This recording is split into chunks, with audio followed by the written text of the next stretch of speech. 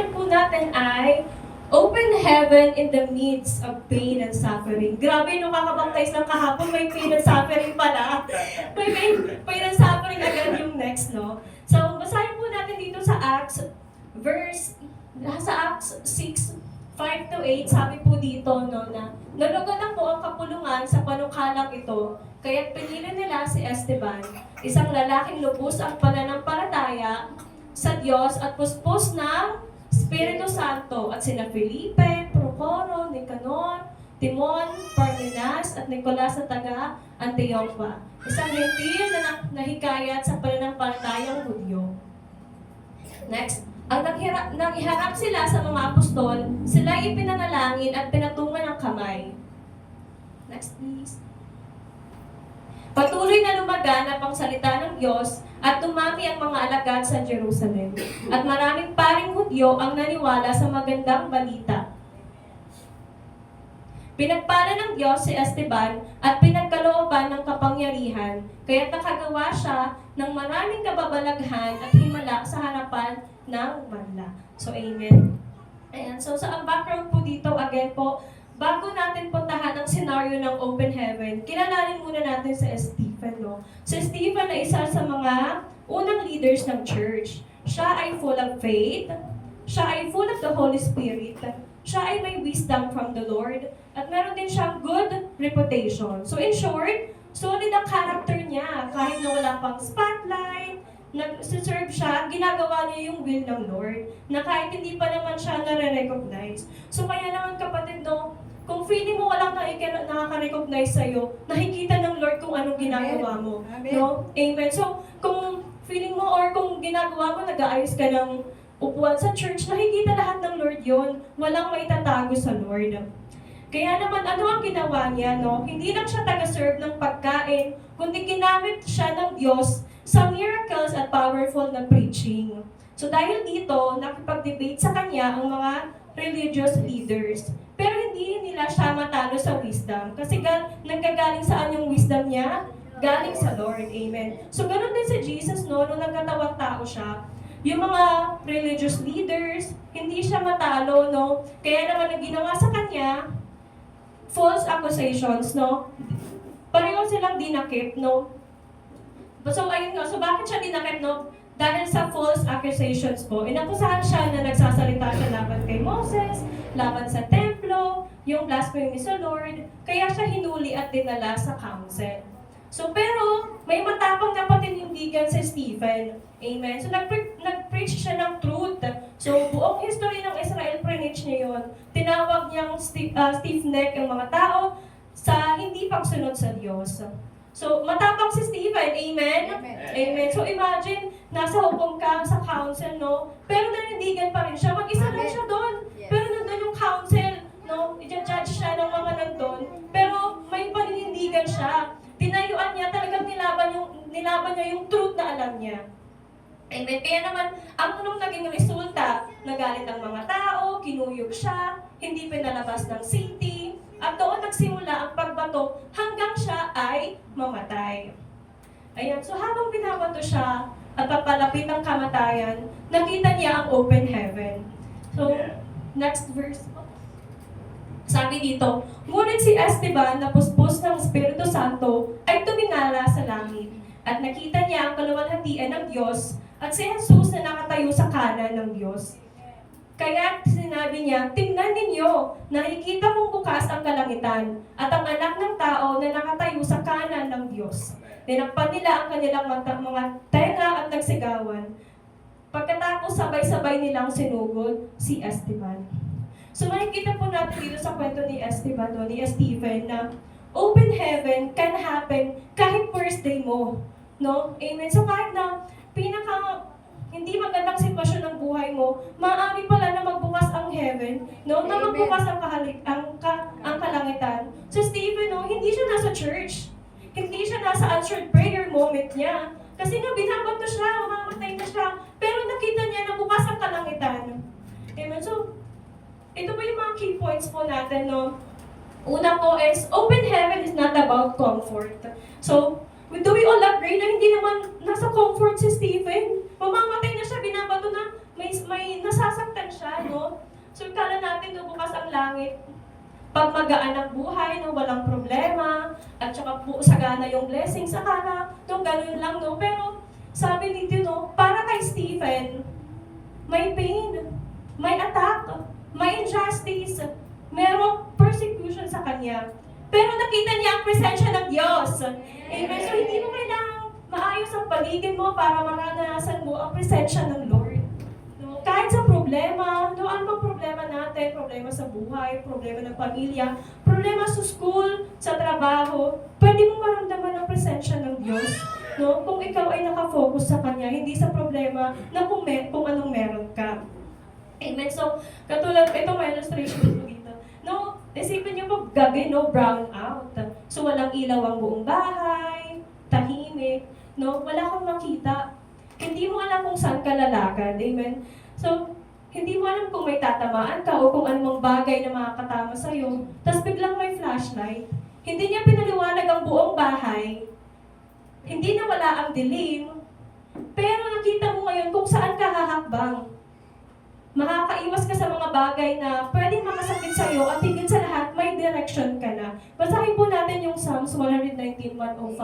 Sabi po dito, salita mo'y isang tanglaw na sa akin ay patnubay. Sa landas kong daraanan, liwanag na tumatanglaw. Amen. So, itong world ay nare-represent ng darkness, di ba?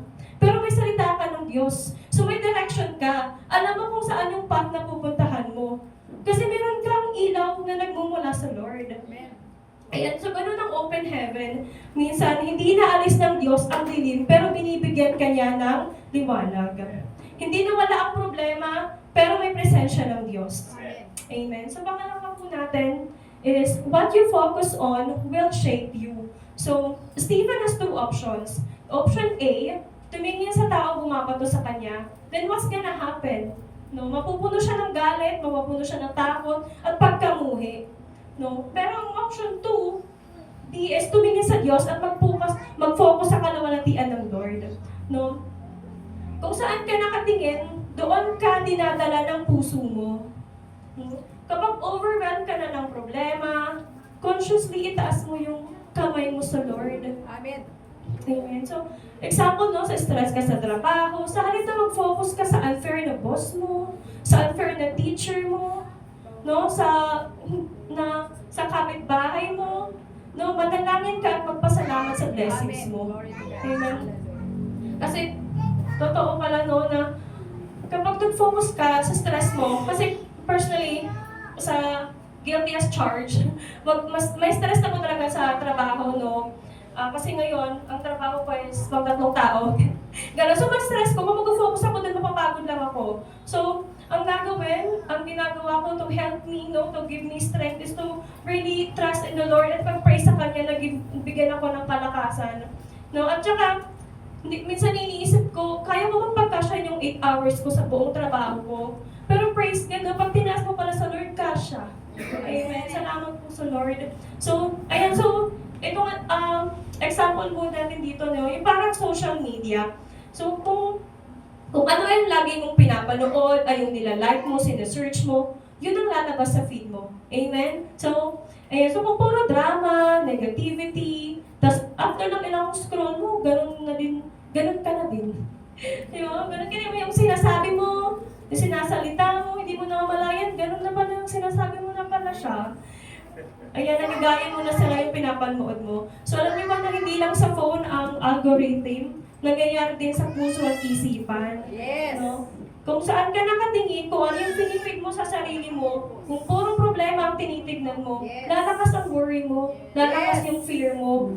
Pero kung Diyos ang titignan mo, Yes, lalakas ang faith mo, at lalalim ang peace na meron ka. Amen. Thank you, Lord.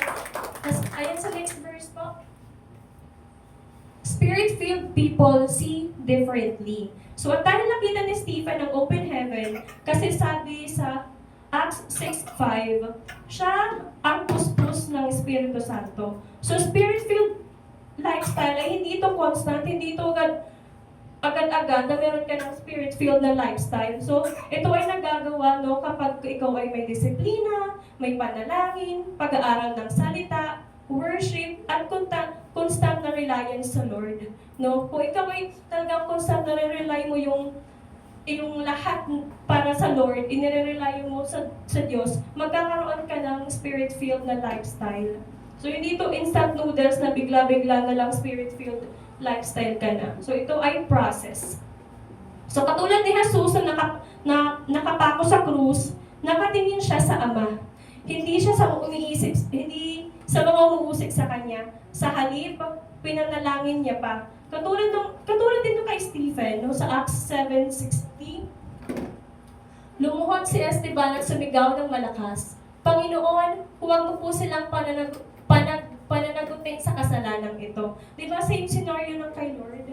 No, hindi nagbago ang sitwasyon, pero nagbago ang perspective. So, yun naman maglaan ng daily life para palakasin yung spirit natin. No, paano ba papalakasin yung spirit natin? No, worship, prayer, Amen. reflection. So kahit chaotic ang buhay mo, mas malinaw ang vision mo kung puspos ka ng Espiritu Santo. Amen. So, katulad po nung nasa isang lugar ka, no, na sobrang ingay, may sigawan, magulo, daming distractions, hindi mo alam kung ano nang nangyayari, pero biglang nagsuot ka ng headphones, AirPods na ba? AirPods na ba ngayon, no? Nag-play ka ng worship, hindi na wala yung ingay, pero meron ka lang mas naririnig na mas malinaw. Amen? May sinusundan ka ng tono, may kapayapaan ka na, no, sa gitna ng ingay. No? Amen. So, ganun ang spirito ng buhay natin. Hindi niya tinatanggal ang gulo sa paligid, pero binibigyan ka ng kanya ng clarity sa gitna nito. Amen. Ayan, so pang-apat. Ayan, so pang-apat po natin is God doesn't always remove the pain, but He reveals His presence. So, hindi pinatigil ng Diyos ang pagbato kay Stephen.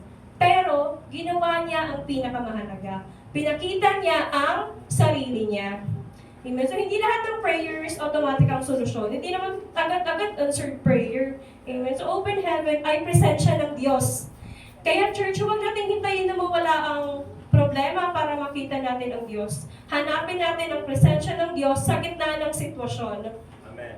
No, parang nasa ospital ko, no, may mahal ka sa buhay na naka-confine, may sakit, at habang nakaupo ka sa tabi niya, hindi mo kayang paggalingin. Di ba wala naman tayong magagawa? Kahit nga yung doktor, di ba minsan pagpasa Diyos na natin. Di ba gano'n? So hindi mo natanggal yung pain, wala kang nagawa kundi mag-intay. No, ang bigat ng problema ka kasi gusto mo agad ng miracle, gusto mo agad ng gumaling siya right away. No, tapos biglang may isang tao na umupo sa tabi mo, walang sinabi na okay na ang lahat, walang agad na solusyon, pero nandyan lang siya. No, minsan kasi ganun sa buhay natin, no, kahit walang sinasabi, basically speaking, no, dito sa mundo, no, na ano ko nga to, no, kasi, oo nga, no, kahit naman, basta alam mo na merong tao na nandyan para sa'yo, di ba, meron kang peace, di ba, katulad nung, habang pinag-aaralan ko to, na nag-reflect sa akin yung ngayong may asawa na ako. Kasi nung maliit pa ako. Ayan, so nung matanda na ako, ano kasi ako, independent. So pag tinanong mo yung tatay ko kung ano yung natatandaan niya sa akin, ang nasagot niya is independent po ako. So, lumaki po ako ng ganon.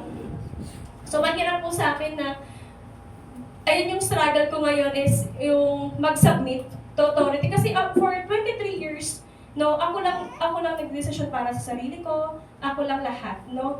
Pero nung nag-asawa ko, alam mo na meron ka ng karamay. Pwede pala yun, no, na hindi na puro ikaw, meron kang masasandalan kapag hindi na okay yung sitwasyon. Alam mo na at peace ka kapag meron kang someone, no, na will really help you. Ayun yung nag-reflect sa akin dito na, oo nga, no, paano ba kaya kapag ang Diyos? No, kapag ang Diyos ang alam mo na nasa sitwasyon na yon, no, edi mas lalo kang at peace. Kung yung tao nga, meron ka ng at peace kapag alam mo nandiyan lang siya, paano pa kaya ang Lord?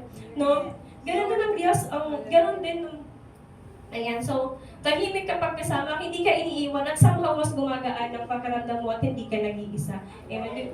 So, ganun din ang Diyos minsan, no? Hindi niya agad dinaayos ang lahat ng problema, hindi niya agad dinaalis ang sakit, Hindi niya agad binabago ang sitwasyon, pero binibigyan ka niya ng kailangan mo sa moment na yun. Ano bang kailangan mo sa moment na yun? Yung presensya ng Lord.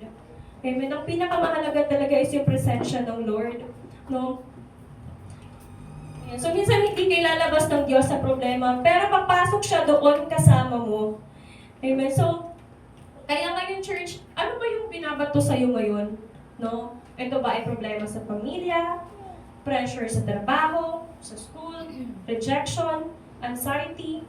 Hindi ibig sabihin doon na sarado ang langit. No? Lift your eyes to Jesus. Kahit hindi mo feel, tumingin ka pa rin. No? Kahit hindi mo maramdaman, lift your eyes to God. Kahit na masakit, lift your eyes to the Lord. Amen. Kahit na hindi mo gusto, no? You have to lift your eyes to the Lord. Kasi mawawala ka sa focus kapag pinansin mo yung mga taong distraction sa paligid mo. Kaya lift your eyes, always lift your eyes to Jesus. No? Sa pangalawa, stay filled with the Holy Spirit. So worship ka pa din kahit pagod ka na. Pray ka pa din kahit feeling mo hindi sumasagot ang Lord. No? At kahit hindi, minsan, sinasabi ng kaaway sa'yo, hindi ka naman pinapakinggan ng Lord mo, bingi ba yung Lord mo? No, that is not true. No? Isa lang yung pandaraya ng kaaway. Amen. No, sabihin, sinasa ng Diyos mo, hindi ka naman pinapakinggan, hindi ka naman maalis sa problema mo. No, God is always working. No? Amen. Sabi nga sa kanta, no, na even when I don't feel it, you're working. Even when I don't see it, you are working. You are always working. God is always on the work. Amen. So, at pangatlo, no, change your focus. Stop staring at your problem. Start fixing your eyes on God. Ayan. So, hindi lahat ng hindi lahat ng open heaven masaya.